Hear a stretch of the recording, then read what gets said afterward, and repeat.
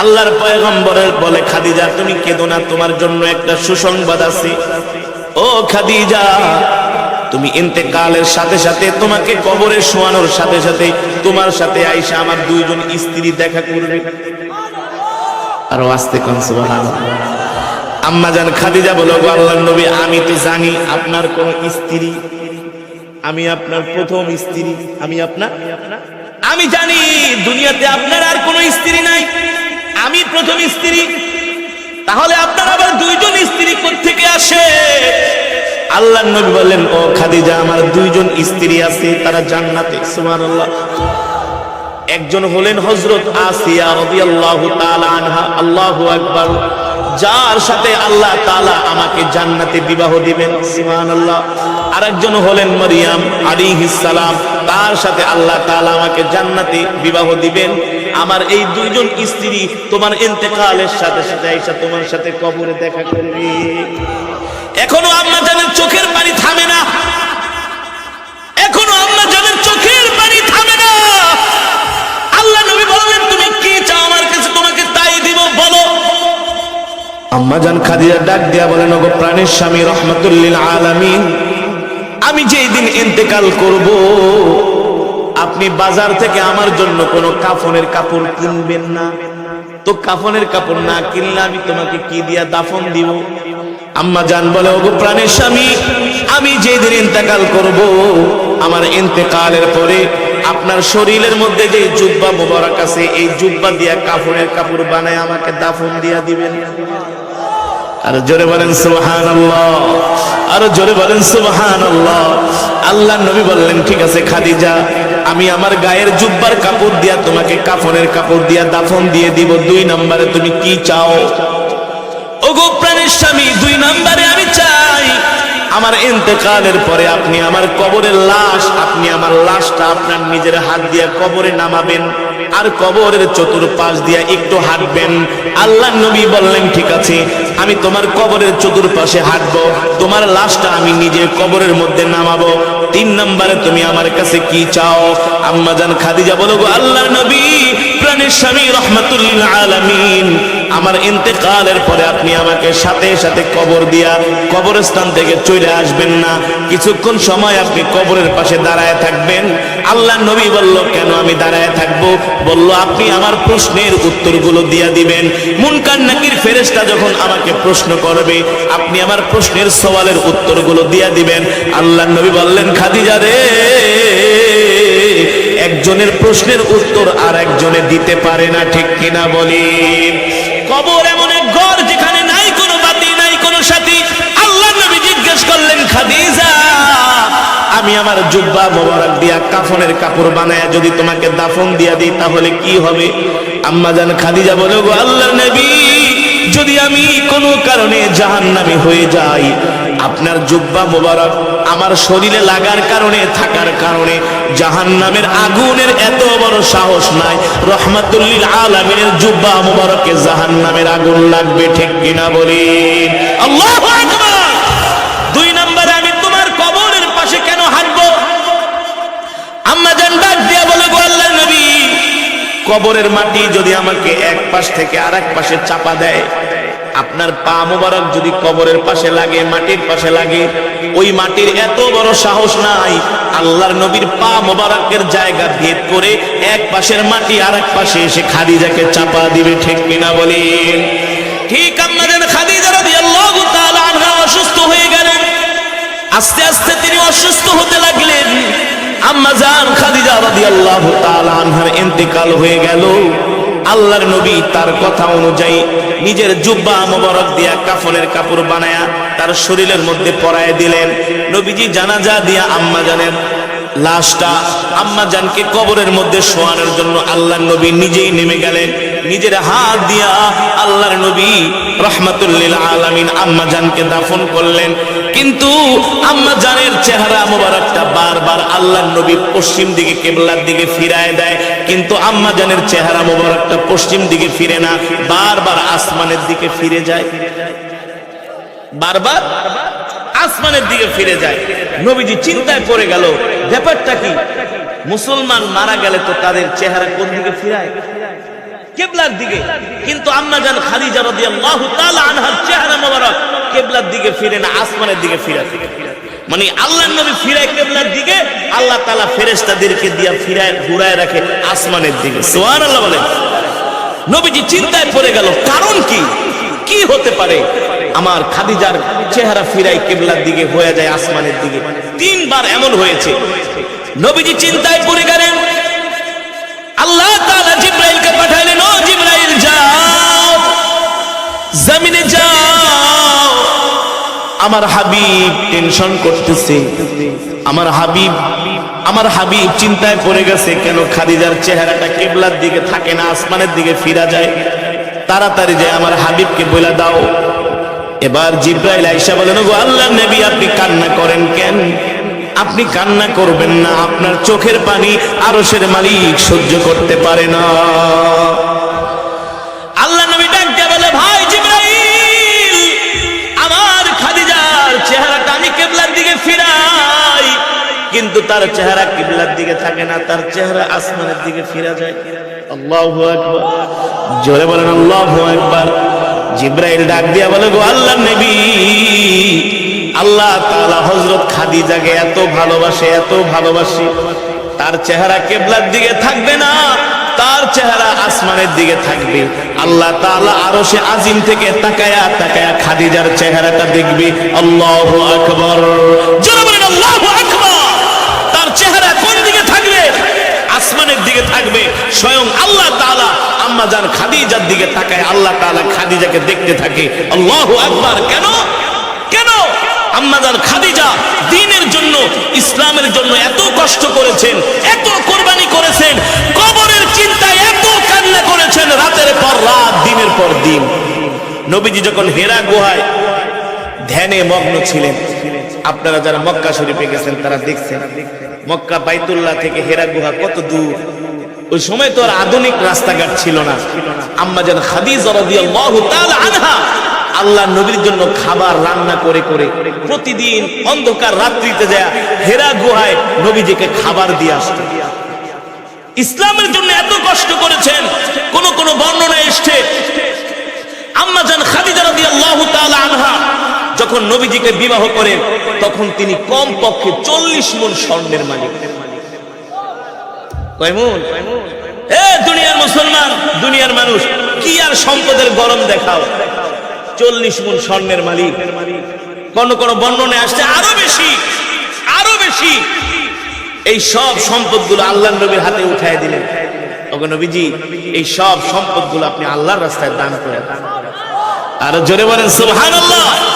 সেই আম্মা জান ছিলেন খাদিজা, আরবের প্রতাপশালী মহিলা ছিল। আবু জেহেল আম্মা জান খাদিজাকে দেখলে অন্য রাস্তা দিয়ে ভয়ে চলে যেত। এত ভয় পাইতো আম্মা জান খাদিজা রাদিয়াল্লাহু তাআলা আনহা। একদিন আবু জেহেল রাস্তা দিয়ে হেঁটে যাচ্ছে, আর আম্মা জান খাদিজার সামনে দেখা পড়ে গেছে। নবীজি ডাক দিয়েছে, ইয়া আবু জেহেল, তাল, এদিকে আসো। ব্যাপার কি? তুমি আমার স্বামী মুহাম্মদ সাল্লাল্লাহু আলাইহি সাল্লামের বিরুদ্ধে মক্কার মানুষের কাছে খালি মিথ্যা কথা বইলা বেড়াও, সব জায়গায় তুমি আমার স্বামীকে অপমান করো। ব্যাপার কি? আবু জেহেল বলে, খাদিজা, কে বলছে? আমি এসব কথা বলি নাই, আমি তো ভালো মানুষ, আমি তো ভালো মানুষ। তা শোনো, তুমি আমার স্বামী মুহাম্মদ সাল্লাল্লাহু আলাইহি সাল্লামের বিরুদ্ধে এত মিথ্যা কথা কেন বলো? তাকে নবী মানতে তোমার সমস্যা কি? তাকে নবী মানতে তোমার? শোনো খাদিজা, আমি তোমার স্বামী মুহাম্মদকে আমি নবী মানবো, সে তো গরিব মানুষ, তার তো টাকা পয়সা নাই। আচ্ছা, নবী হওয়ার জন্য কি টাকা পয়সা শর্ত?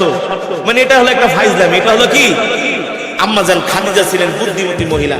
ঠিক আছে আবু জেহেল, আমার বাড়িতে তোমার দাওয়াত, কালকে সন্ধ্যায় তোমার যত নেতা কাটা আছে সবগুলারে নিয়ে এসো আমার বাড়িতে। তোমার আম্মা জান খাদিজা বললে চলবে না, ওরে সিস্টেমে মাইক দিতে। সিস্টেমে কি? আম্মা জান খাদিজা ছিলেন জ্ঞানী। তোমরা কালকে আমার বাড়িতে এসো, তোমাদের দাওয়াত, কি খাইবা? এটা খাবো, সেটা খাবো, আনাম খাসি খাবো, যাও আনাম খাসি খাবো, কালকে আইসো। তো আবু জেহেল যায় আবু লাহাবরে বলে, বুঝতো কাম তো হয়ে গেছে। কি? খাদিজার কান এমন ভারী করছি, মনে হয় খাদিজারও মুহাম্মদের থেকে আলাদা করে দিতে পারে। একটা সুযোগ কাজে এসে, নাউজুবিল্লাহ। কি বলো? হ্যাঁ, আরে খাদিজার আমি এমন পঠান পড়াইছি, সে তো আমাকে দাওয়াত দিছে, কালকে যাইতে কইছে হের বাড়িতে আমাকে দাওয়াত খাওয়াই, তার বাড়িতে আমাদেরকে কি খাওয়াবে? দাওয়াত খাওয়াবে। আবু লাহাব ছিল আরেক শয়তান। আবু জেহেল, তোমার মাথায় যে বুদ্ধি, তুমি পারবা, তুমি ছাড়া আর কেউ পারবে না। আম্মা জান কি করছেন? খাদিজা রাদিয়াল্লাহু তাআলা আনহা বিশাল খাসি টাসি রান্না কইরা, খাবার মাবার রেডি কইরা সন্ধ্যার সময় প্রস্তুত হইয়া বসে আছেন। আরবের সব বড় বড় নেতারা গেছে, যে দেহে হরেক রকমের খাবার। হ্যাঁ খাদিজা, এই খাওন তুমি খাওয়াইতে পারো, কারণ তোমার মতো পয়সা কারোর নাই। জনমের খাওয়া খাইছে আরবের সব নেতারা। খায়া আবু জেহেল কয়, খাদিজা যা খাওয়াইলা সারা জীবন মনে থাকবো, খুব ভালো খাওয়াইছো। ঠিক আছে, ভালো থেকো, জায়গা। তোমাকে কিছু কথা বলতাম, কিন্তু এত খাওয়ানোর পরে তোমার স্বামীর বিরুদ্ধে এত কথা কিভাবে বলি? নাহলে কিছু কথা আজকে বলতাম, থাক আজকে খাওয়াইছো, চলে গেলাম, আজকে কিছু বললাম না। আম্মা জান খাদিজাকে, আবু জেহেল বসে বসে, তোমার সাথে আমার কথা আছে। কি আছে? শুধু তোমার সাথে না, তোমার যত নেতা গাতা আছে সবগুলারে বসতে বলো। আবু লাহাব কয়, আবু জেহেল রে, খাদিজা কিন্তু চালাক মানুষ, দেখিস আবার কোন দিক দিয়ে কোন প্যাচ ধরে বসে, সাবধান।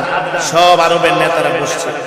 বসার পরে আম্মা জান খাদিজা রাদিয়াল্লাহু তাআলা আনহা আবু জেহেলে ডাক দেয়, বলে, আবু জেহেল, আচ্ছা সত্যি করে বলো, আমার স্বামী মুহাম্মদ সাল্লাল্লাহু আলাইহি সাল্লামকে তোমরা নবী কেন মানো না? নবী কেন মানো না? বলে, খাদিজা এক কথা বারবার কেন বলো? কালকেই তো বললাম যে তোমার স্বামীর কি নাই, সম্পদ নাই। কি নাই? টাকা পয়সা নাই, গরিব মানুষ। আরে গরিব মানুষ কি নবী হয় নাকি? মক্কায় কি ধন্যাঢ্য মানুষের অভাব আছে নাকি? এরা কি নবী হইতে পারে না? তোমার স্বামী গরিব মানুষ, কেন নবী হবে? আম্মা জান খাদিজা বলে, আবু জেহেল, নবী হওয়ার জন্য কি সম্পদ দরকার? চুপ করে বসে আছে। আচ্ছা তোমরা যে আমার স্বামীকে নবী মানো না, আচ্ছা বলো, তোমার চাইতে কি আমার স্বামী সুন্দর নাকি অসুন্দর? আবু লাহাব উঠে, আরে কি বলো খাদিজা, মুহাম্মদের মতো এত সুন্দর মানুষ মক্কায় আছে নাকি? সারা পৃথিবীতেও নাই। আল্লাহু আকবার। নবীর প্রশংসা কাফেররা নিজেই করে। আম্মা জান বলে, আচ্ছা বলো, তোমাদের চাইতে কি মুহাম্মদ কি কম শিক্ষিত? বলে, কি বলো, পৃথিবীর যত জ্ঞান সব মুহাম্মদের মাথায় আছে। আল্লাহু আকবার।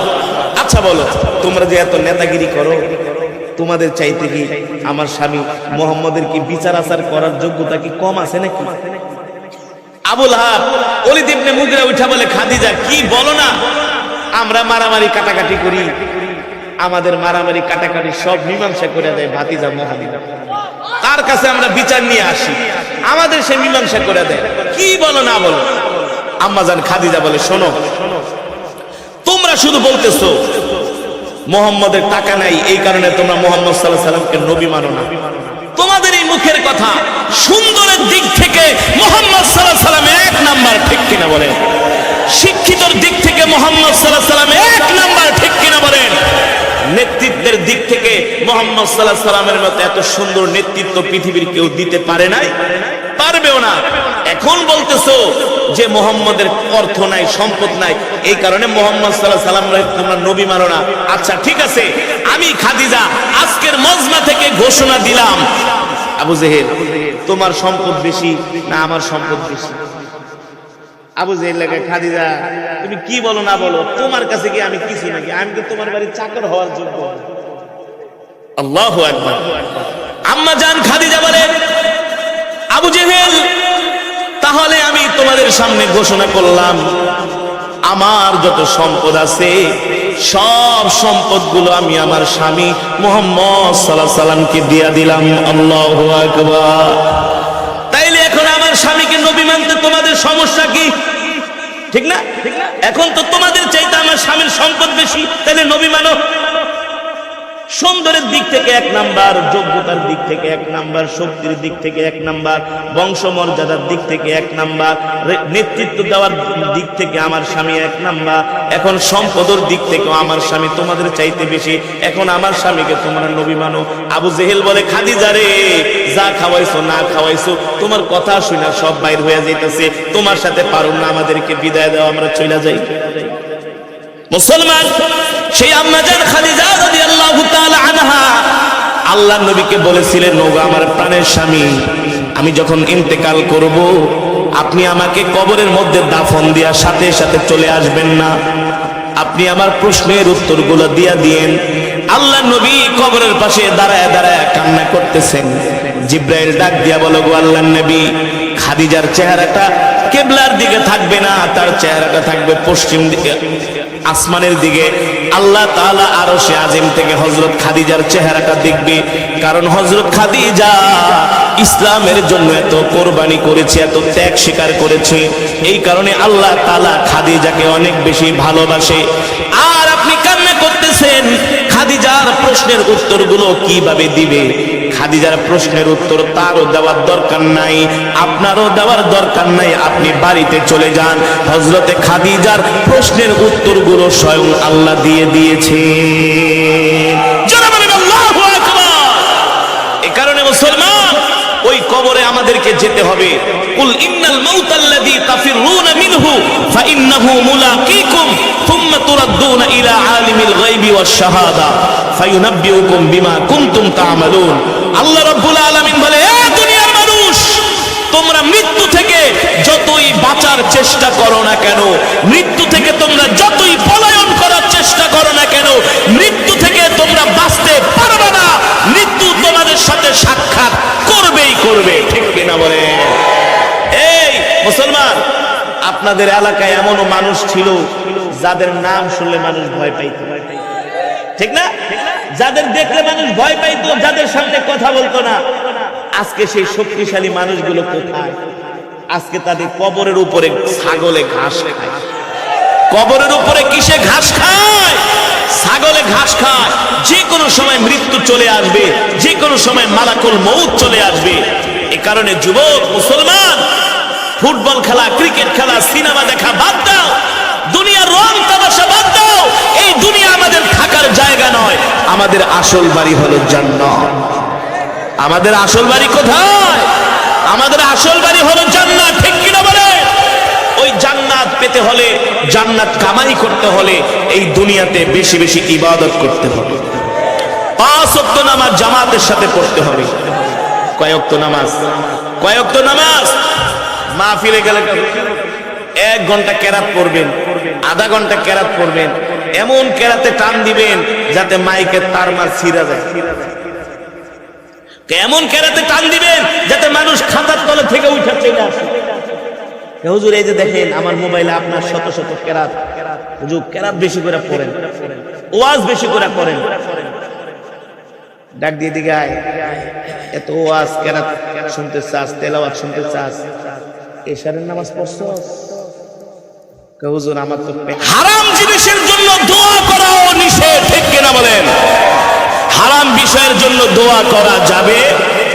যুবক, রাত 3টা পর্যন্ত জায়গা জায়গা ফুটবল খেলা দেখছে, ওই সময় কোনো ক্লান্তি আসে না। আর ওয়াজ মাহফিলে আইলে খালি চুলকানি শুরু হয়ে যায়, মসজিদে গেলে চুলকানি শুরু হয়ে যায়, ঠিক না? মসজিদে গেলে ঘড়ির দিকে তাকায়, একটা হুজুর এত জোরে এত বেশি কেরাত পড়ে, এত লম্বা ওয়াজ করে, এত লম্বা মোনাজাত দেখে। আর চায়ের দোকানে বসে বসে যে 1 কাপ চা খাওয়া, 3 ঘন্টা বাংলা সিনেমা দেখো, খুব মজা লাগে, খুব মজা লাগে। মুসলমান, এই হায়াতের মালিক কে? আরো জোরে বলেন কে? আল্লাহ রাব্বুল আলামিন দুনিয়ার মানুষদেরকে উদ্দেশ্য করে বলতেছেন, বান্দারে, হায়াতের জিন্দেগিটা নষ্ট করে দিস না রে বান্দা। আমি আল্লাহ তোমাদেরকে একটা নির্দিষ্ট সময়ের জন্য দুনিয়াতে পাঠাইছি, ঠিক না? এই পৃথিবীতে আমরা কেউ চিরস্থায়ী না, কথা বলে। এই পৃথিবীতে আমরা কেউ চিরদিন বাঁচবো না, সবাইকে দুনিয়া ছেড়ে চলে যেতে হবে। আপনাদের এই গত বছরের মাহফিলে যারা ছিল, এই বছর নাই, অনেকেই কবরের বাসিন্দা হয়ে গেছে। আবার এই বছরে অনেকে আছি, আগামী বছর নাও থাকতে পারি, ঠিক কিনা বলেন? ইযা জাআ আজালুহুম লা ইস্তাখিরুনা সাআতাও ওয়া লা ইস্তাকদিমুন। আল্লাহু আকবার। আল্লাহ তাআলা বলে, দুনিয়ার মানুষ, আমি আল্লাহ তোমাদের জন্য হায়াতের একটা নির্ধারিত সময়, আমি আল্লাহ মৃত্যুর একটা নির্ধারিত সময়, হায়াতের জিন্দেগি তুমি কতদিন বাঁচবা এর একটা লিমিটেশন দিয়ে আমি আল্লাহ তোমাকে দুনিয়াতে পাঠাইছি, ঠিক কিনা বলেন? আপনি যদি বাংলাদেশ থেকে লন্ডন যান, কোথায় যান? জোরে বলেন কোথায় যান?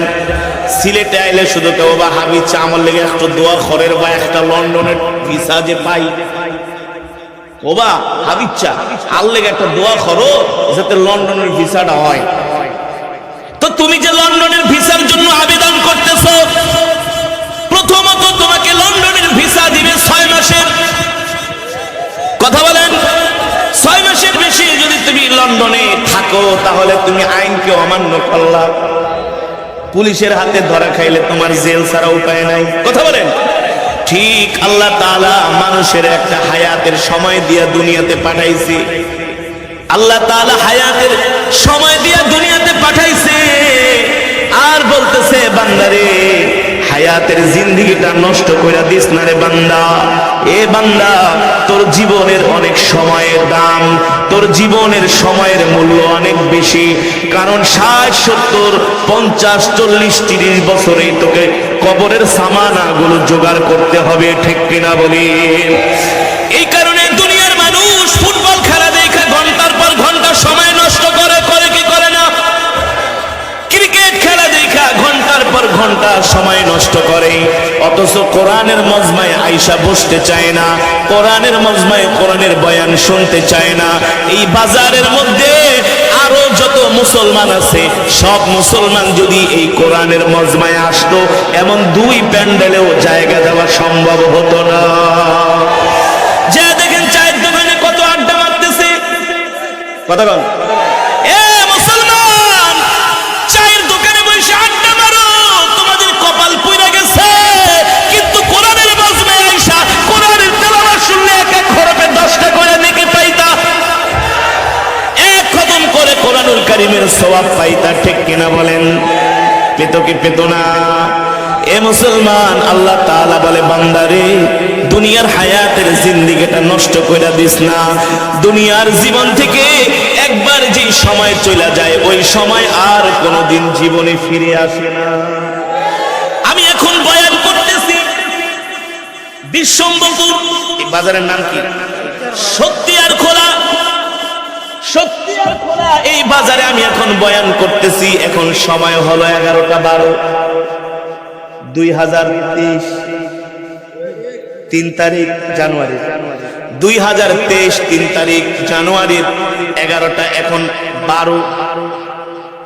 এখন মনে হয় মোবাইল একটু আগে দেখছি 12 গেছে, এখন 11টা 13, ঠিক না?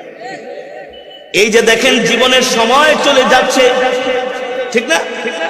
এই 2023 জানুয়ারি 3 তারিখ 11টা 13, এই সময় আর জীবনে আমাদের জীবনে কোনোদিন ফিরে আসবে না। ফিরে আসবে? 2023 জানুয়ারি 3 তারিখ আমাদের জীবনের জন্য অতীত হয়ে গেছে, ঠিক না? এই সময় আমাদের জীবনে আর কোনোদিন ফিরে আসবে না। কেন ফিরে আসবে না? সময় কখনো আটকানো যায় না, সময় কখনো ধরে রাখা যায় না। তুমি টাকা পকেটের মধ্যে না খরচ করে আটকায় রাখতে পারবা, তুমি জায়গা কিনছো বিক্রি না করে আটকায় রাখতে পারবা। কথা বলেন, কথা বলেন। তুমি যে বিদ্যাটা শিখলা ওই বিদ্যাটা তুমি তোমার মধ্যে রাখা দিতে পারবা, কিন্তু মানুষের জীবনের সময় এমন একটা বিষয়, এই সময় কোনোদিন আটকায় রাখা যায় না। এই সময় জীবন থেকে শুধু ক্ষয় হয়ে যায়, ঠিক কিনা বলি? মানুষের জীবনে সময়ের এত মূল্য, এত মূল্য, এই কারণে আল্লাহ সময়ের কসম খায় একটা সূরা আল্লাহ নাযিল করছে। আল্লাহু আকবার। কোরআনুল কারীমের মধ্যে একটা সূরা আছে সূরাতুল আসর। সূরার নাম কি? এই সূরার মধ্যে আল্লাহ তাআলা সময়ের কসম খেয়েছেন।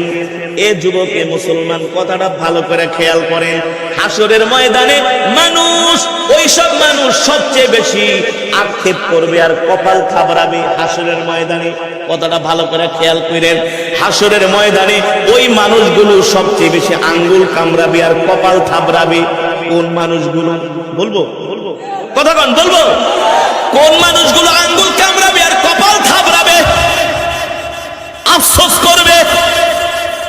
যে মানুষগুলো দুনিয়ার জীবনে সময়ের মূল্য দেয় নাই, যারা বাংলা সিনেমা দেখা 3, 4, 6 ঘন্টা কাটায় দিছি, ঠিক না? ফুটবল খেলা দেখা 3-4 ঘন্টা করে কাটায় দিছি, ক্রিকেট খেলা দেখা 3-4 ঘন্টা করে কাটায় দিছে, নাটক সিনেমা দেখা 3-4 ঘন্টা করে জীবনের সময় কাটায় দিছে, শুয়া শুয়া ফেসবুক চালাইতে চালাইতে ফজরের আজান দিয়া দিছে, কিন্তু ফজরের নামাজ পড়ে নাই, না পড়াই ঘুমায় গেছে। ঠিক কিনা বলি? এই সমস্ত মানুষগুলো হাসরের ময়দানে আঙ্গুল কামড়াবে আর আফসোস করবে, হায় রে দুনিয়াতে কত সময় পাইছিলাম, ওই সময় যদি 5টা ওয়াক্ত নামাজ জামাতের সাথে পড়তাম, 24 ঘন্টা সময় পাইছিলাম, কাজের বিষয়ে সময় দিয়েছি, খাবার জন্য সময় দিয়েছি, ঘুমের জন্য সময় দিয়েছি, আইরে বিশ্রামের জন্য সময় দিয়েছি, পরিবারের জন্য সময় দিয়েছি, সব কিছুর পিছনে সময় ব্যয় করছি, কিন্তু 24 ঘন্টার মধ্যে 5 ওয়াক্ত নামাজ পড়তে মাত্র 1 ঘন্টা 20 মিনিট সময় লাগে। 24 ঘন্টার মধ্যে মাত্র 1 ঘন্টা 20 মিনিট 5 ওয়াক্ত নামাজ পড়তে সময় লাগে। ওই সময় মুসলমান দেয় নাই, আল্লাহর হুকুম পালন করে নাই, আল্লাহর বিধান মানে নাই, আল্লাহর নির্দেশ মানে নাই। এই কারণে তারা হাসরের ময়দানে আঙ্গুল কামড়াবে আর আফসোস করবে। আল্লাহ তাআলা বলেন, ওই সময় আফসোস করলে তোমাদের আর কোনো লাভ হবে না, ওই সময় আফসোস করলে আর কোনো কাজে আসবে না।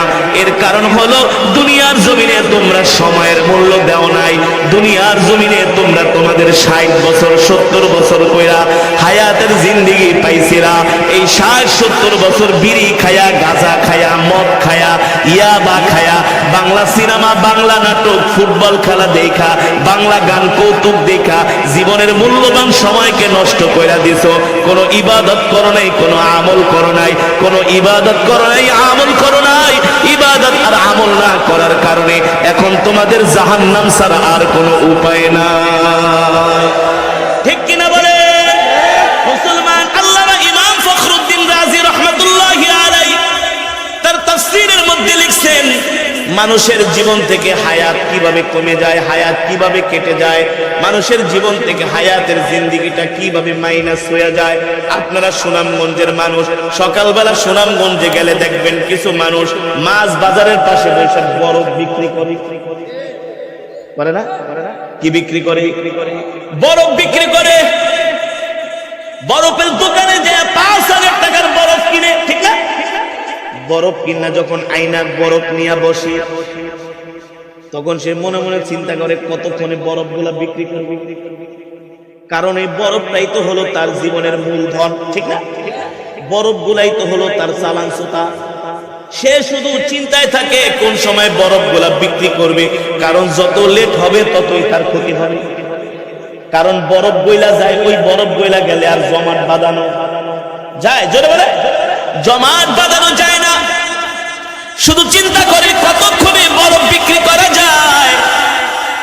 এক লোক বরফ নিয়ে বসে আছে, কোনো কাস্টমার পায় না, কোনো কাস্টমার পায় না। সকাল গড়ায়া দুপুর হইয়া যায়, কাস্টমার পায় না। দুপুর হইয়া বিকাল গড়ায়া যায়, কোনো কাস্টমার পায় না। অথচ তার বরফগুলো শুধু গলতেই আছে। ওই সময় ওই লোকের অবস্থা কি? তার চোখ দিয়া পানি বের হয়ে যায় দুঃখে, ঠিক না?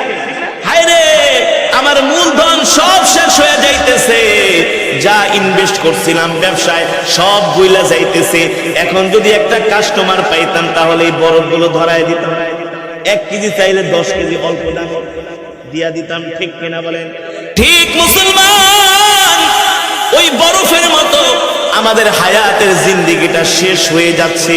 এই যে 2023 সালের জানুয়ারির 3 তারিখ আমাদের জীবনে আর কোনোদিন ফিরে আসবে না।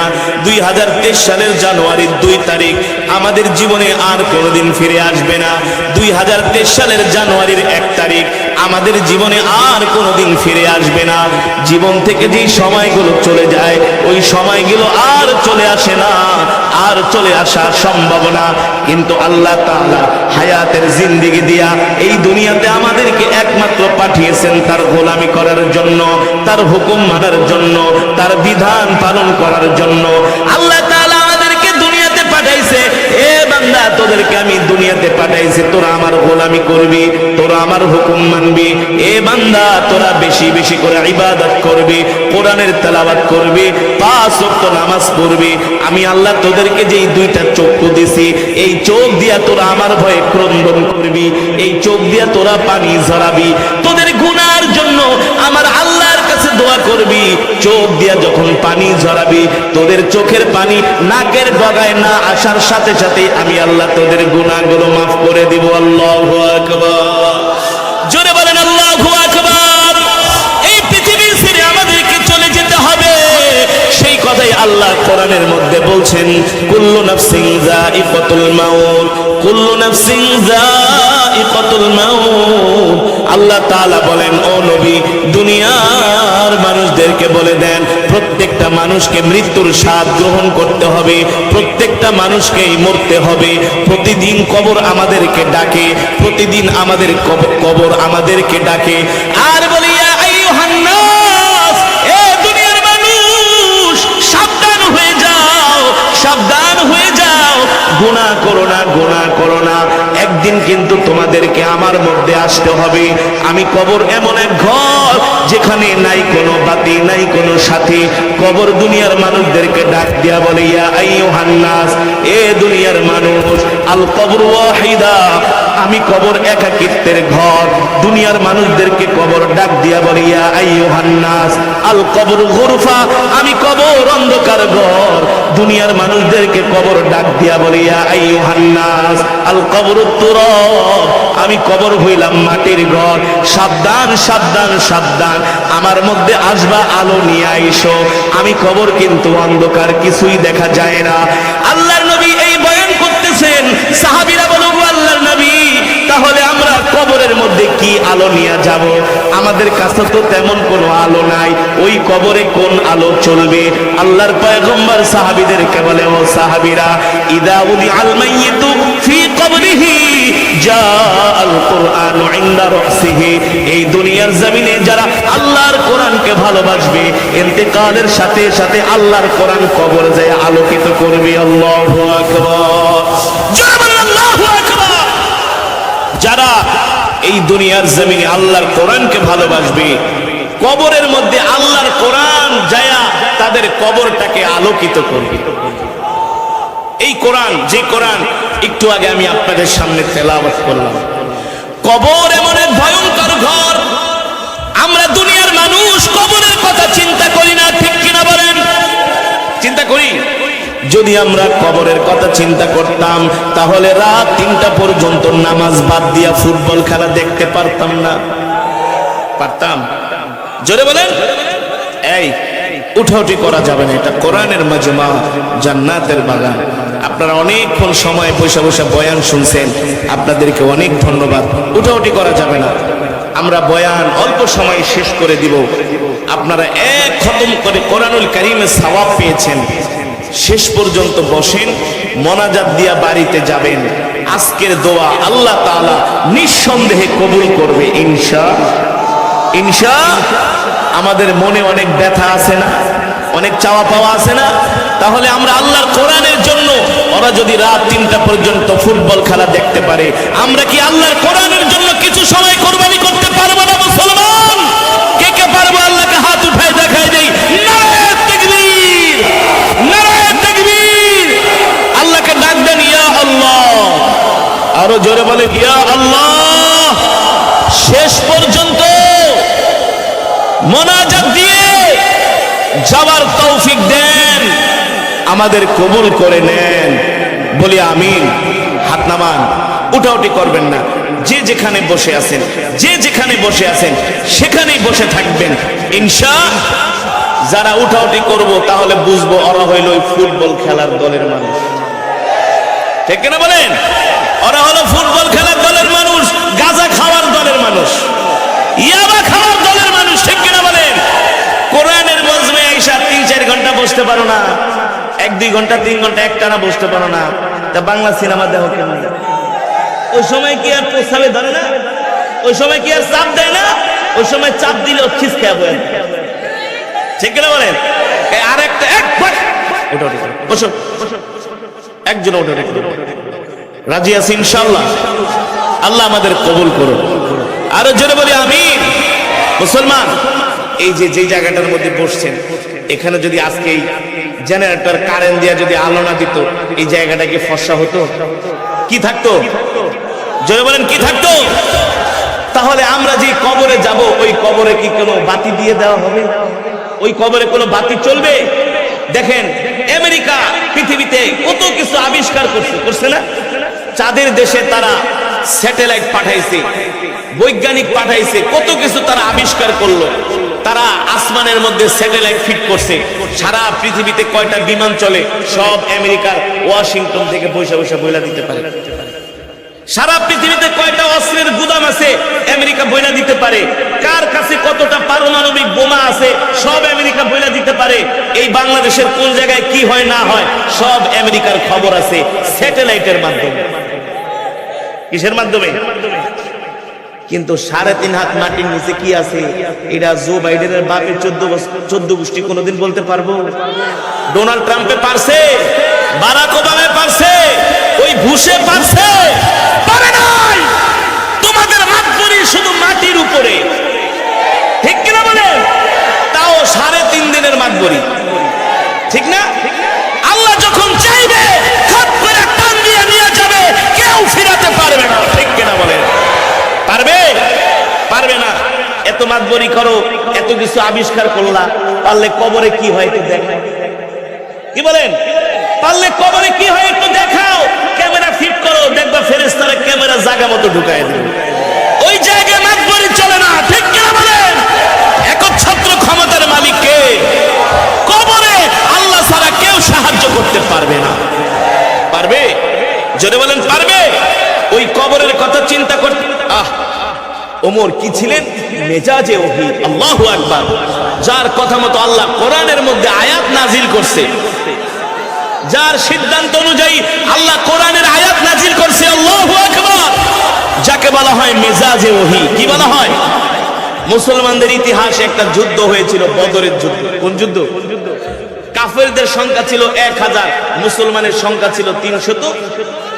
ওই যুদ্ধে 1000 কাফেরকে 313 জন মুসলমান বদরের প্রান্তরে সাইজ করে ছেড়ে দিছে। মুসলমানের সাথে পারে নাই। 313 জন 1000 কাফেরের বিরুদ্ধে লড়াই করে বিজয় অর্জন করেছে, ঠিক কিনা বলেন? ওই যুদ্ধে 70 জন কাফেরকে আল্লাহর নবী বন্দী করছেন যুদ্ধের ময়দান থেকে। 70 জন কাফের কয়জন? এই দেশে কিছু নাস্তিক বিমান্ডা আছে যারা শুধু বলে হুজুররা গরম গরম ওয়াজ করে, বলে না? তারা বলে হুজুররা গরম গরম ওয়াজ করে। গরম ওয়াজ কি ইসলামে আছে নাকি? আরে তুমি ইসলাম নিয়ে কতটুকু পড়াশোনা করছো? ইসলামে গরমও আছে, নরমও আছে। যেমন কুকুর, যেমন কুকুর, কুকুরের লেজের মধ্যে যদি 1 নাম্বার বাগাবাড়ির খাঁটি ঘি মাখাও, কোনোদিন কুকুরের লেজ সোজা। কুকুরের লেজ সোজা করতে হইলে সুন্দরবনে 2.5 হাতের লাল লাল গজারি আছে, গজারি দিয়া হাত দেয়া 4-5টা বাড়ি মারো, দেখবো লেজ সোজা করে দৌড় মারছে, ঠিক কিনা বলেন? এদেশের নাস্তিক বেঈমানদের স্বভাব হলো কুকুরের স্বভাব। তারা ইসলাম মুসলমানের কথা শুনলে চুলকানি উঠা যায়, ঠিক কিনা বলেন? ও মুসলমান, হযরতে আবু বকর ছিলেন নরম, ওমর ছিলেন গরম, ঠিক কিনা বলেন? তার মানে ইসলামে নরমও আছে, নরমও আছে। যখন যেমন তখন তেমন, যে যেমন তার সাথে তেমন। তুমি ইসলাম মাইনা চলো, মুসলমানদেরকে ভালোবাসো, ইসলামের বিরুদ্ধে, নবীর বিরুদ্ধে কোনো কথা বলবা না, তোমাকে সবাই সম্মান করবে। কিন্তু ইসলামের বিরুদ্ধে অবস্থান নিলেই ওই কুকুরের মতো আচরণ করা হবে, ঠিক কিনা বলি? যেটা বোঝানোর দরকার ছিল আপনাদেরকে, ওই বদরের প্রান্তরে 70 জন কাফেরকে আল্লাহর নবী বন্দী করলেন। বন্দী করার পরে আবু বকরকে ডাক দিলেন। আবু বকর বলেন, এই 70টারে ধরছি, যুদ্ধের ময়দান থেকে কি করা যায়? আবু বকর ছিলেন নরম স্বভাবের মানুষ। সাইয়েদনা আবু বকর বলেন, ওগো আল্লাহর নবী, যাদেরকে বন্দী করছেন তারা তো আমাদের আত্মীয় স্বজন, ভাই বেরাদার, সুতরাং তাদেরকে না মেরে তাদেরকে ছেড়ে দেন, কোরআন শিখায়া মুসলমান বানায় দেন, দিন শিখায়া মুসলমান বানায় দেন। এবার আল্লাহর নবী হযরত আবু বকরের কথা শুনলেন, ডাক দিলেন ওমরকে। সুবহানাল্লাহ। যেই ওমর আসতেছে, ওমরের সামনে পড়লে মাইল ছাড়া কোনো উপায় নাই, ঠিক কিনা বলেন? আগেরকার সেই 1450 বছর আগে মা বোনেরা বাচ্চাদেরকে ঘুম পাড়াইতো, এখন তো ঘুম পাড়ায় বাবা তাড়াতাড়ি ঘুমা, বাইরে শিয়াল আছে, বাঘ আছে, সাপ আছে, ঠিক না? ঘুমা ঘুমা, ওই যে দেখ বড় বাঘ তাকায় আছে, এই যে দেখ শিয়াল তাকায় আছে, এইভাবে করে বাচ্চাদেরকে ঘুম পাড়ায়। আর 1450 বছর আগের মা বোনেরা বাচ্চাদেরকে ঘুম পাড়াইতো, বাবা ঘুমা ঘুমা, ওমর আসতেছে। আল্লাহু আকবার, জোরে বলেন আল্লাহু আকবার। আপনাদেরকে কি বুঝাইতে চাইতেছি খালি ভালো করে শোনেন। আল্লাহ নবী ডাক দিলেন, ইয়া ওমর তাআলা এদিকে আসো। কি করা যায়? এই যে 70টারে ধরছি। সাইয়েদনা ওমর বলে, আল্লাহর নবী আবু বকর কি বলছি? বলে আবু বকর বলতেছে ওরা তো আমাদের আত্মীয় স্বজন ভাই বেরাদার, কোরআন শরীফ দিন শিখান, ইসলাম শিখায় ছাইরা দেন, কিন্তু আপনার সিদ্ধান্ত কি? হযরত ওমর বলে, গো আল্লাহর নবী আমার সিদ্ধান্ত হলো তরবারিটা খাপ থেকে বের করছি, বলে আপনি অনুমতি দেন 70টার কল্লা আমি ফালায় দিব। আল্লাহু আকবার, জয় বলেন আল্লাহু আকবার। আল্লাহ তাআলা আল্লাহর পয়গম্বরকে ডাক দিয়ে বলেন, জিবরাইল আইসা আল্লাহর নবীর কাছে, ওগো নবীজি আবু বকর যেই মত দিয়েছেন, ওমর যেই মত দিয়েছেন, ঠিক আছে, দুইজনের মতই সুন্দর, কিন্তু আল্লাহ তাআলা ওমরের মতটাকে গ্রহণ করেছেন। আল্লাহু আকবার। এই কারণে বলা হয় হযরত ওমরকে মেজাজে ওহী, ওহির মেজাজের একজন মানুষ, যিনি কিনা ইন্তেকালের আগেই জান্নাতের সুসংবাদ পেয়েছেন। আল্লাহু আকবার। এবার আসেন এই কথাটা কেন বললাম? এই যে একটু আগে বলেছি, আমরা যেখানে বসে আছি এই জায়গার মধ্যে কারেন্টের বাতি না দিলে এই জায়গাটা আলো হতো না, ঠিক কিনা বলেন? কারেন্টের বাতি দেওয়ার কারণে জায়গাটা আলো হয়েছে। ও মুসলমান, শুধু এই জায়গা না, আমাদেরকে যে 3.5 হাত মাটির নিচে শোয়ানো হবে, ওই মাটির নিচে কোনো আলো নাই, কোনো বাতি নাই, কোনো আলো নাই, কোনো বাতি নাই, কোনো বিছনা নাই, ওই কবরের কোনো দরজা নাই, ওই কবরের কোনো জানালা নাই। যখন হযরত ওমর রাস্তা দিয়ে হেঁটে যাইতেন, কবর দেখলে হযরত ওমর রাস্তার কবরের মধ্যে শুয়া পড়তেন। হযরত ওমর কবরের মধ্যে শুয়া শুয়া কান্নাকাটি করতেন আর বলতেন, আরে কবর, তুই তো হচ্ছস একজন মুমিনের জন্য জান্নাতে যাওয়ার জন্য প্রথম ঘাঁটি, একজন মুসলমানের জন্য প্রথম ঘাঁটি। এ কবর, তোর ভিতরে আমি একা একা কিভাবে থাকবো? তোর মধ্যে তো দরজা নাই, জানালা নাই, তোর মধ্যে তো কোনো বিছনা পাটি নাই, তোর মধ্যে তো কোনো আলো নাই, তোর মধ্যে তো আছে শুধু উপর দিয়া কাঁচা বাঁশ আর মাটি। এই ঘুটঘুটে অন্ধকারের মধ্যে আমি ওমর কিভাবে থাকবো? অথচ আল্লাহর নবী বলেছেন, আবু বকর ফিল জান্নাহ ওয়া উমারু ফিল জান্নাহ। হযরত ওমর দুনিয়ার জমিন থেকে জান্নাতের সুসংবাদ পেয়েছেন, ঠিক কিনা বলেন? দুনিয়ার জমিনে জান্নাতের সুসংবাদ পায় হযরত ওমর কবরের মধ্যে শুয়ে শুয়ে কান্দে, আর আমরা কবরের পাশ দিয়ে হাইটা যাই, কোনো অনুভূতি নাই। কথা বল, আমরা মনে হয় একেবারে জান্নাতটা কিনে ফেলেছি। আমাদের এমন আচার আচরণ, এমন কথাবার্তা, এমন অহংকার কথার মধ্যে মনে হয় আমরা জান্নাত কিনে ফেলেছি। অথচ কবর এমন এক ঘর, এই কবরের চিন্তায় আল্লাহর পয়গম্বরের স্ত্রী আমাদের আম্মাজান খাদিজাতুল কুবরা রাদিয়াল্লাহু তাআলা আনহা রাত্রবেলা ঘুমাইতে পারতেন না, কবরের ভয়ে আম্মাজান চিৎকার করে করে কান্না করতেন। আল্লাহু আকবার, জোরে বলেন আল্লাহু আকবার। আল্লাহর নবী একদিন দিনের দাওয়াত দিয়া বাড়িতে আসছেন। কিসের দাওয়াত দিয়া? দিনের দাওয়াত দিয়া বাড়িতে আসছেন। নবীজি একবার দরজায় নক করছে, গভীর রাত। আম্মাজান সাথে সাথে দরজা খুলে দিছে। আম্মাজান খাদিজা রাদিয়াল্লাহু তাআলা আনহা সাথে সাথে দরজা খুলে দিয়েছেন। আম্মাজান দরজা খুলে দেওয়ার পরে দেখে আম্মাজান খাদিজা রাদিয়াল্লাহু তাআলা আনহার মধ্যে চোখের মধ্যে পানি, আম্মাজান কান্না করতেছেন। নবীজি আম্মাজান খাদিজার হাত ধরে বলে, খাদিজা কান্না করো কেন? ও খাদিজা, তুমি তো অনেক বড় লোকের মেয়ে, তোমার তো সম্পদের অভাব ছিল না, তুমি তো আরবের এক একজন ধনাঢ্য সফল ব্যবসায়ী, তুমি আমার সাথে বিবাহ বন্ধনে আবদ্ধ হওয়ার পরে আমি তোমাকে আজ পর্যন্ত কোনোদিন একটা ভালো কাপড় কিনে দিতে পারি নাই, ভালো কোনোদিন বাজার করে খাওয়াইতে পারি নাই, তুমি আমার সংসারে আইসা কোনোদিন ভালো করে পেট ভরে খাইতে পারো নাই, তোমাকে ভালো কোনো জামা কাপড় আমি কিনা দিতে পারি নাই। ও খাদিজা, এই কারণে কি তুমি কান্না করতেছো? আশেপাশের মহিলারা কত আরামে চলে, কত আনন্দ